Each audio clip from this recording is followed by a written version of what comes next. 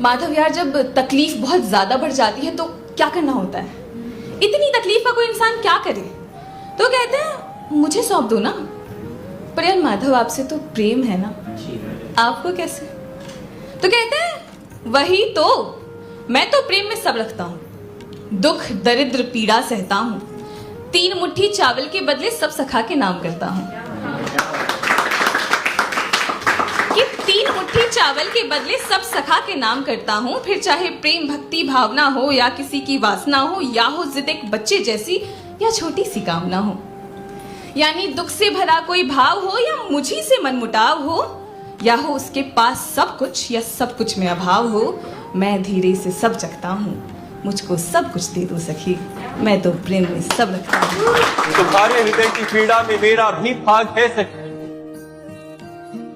अपने भाग की पीड़ा प्राप्त करने आया हूँ।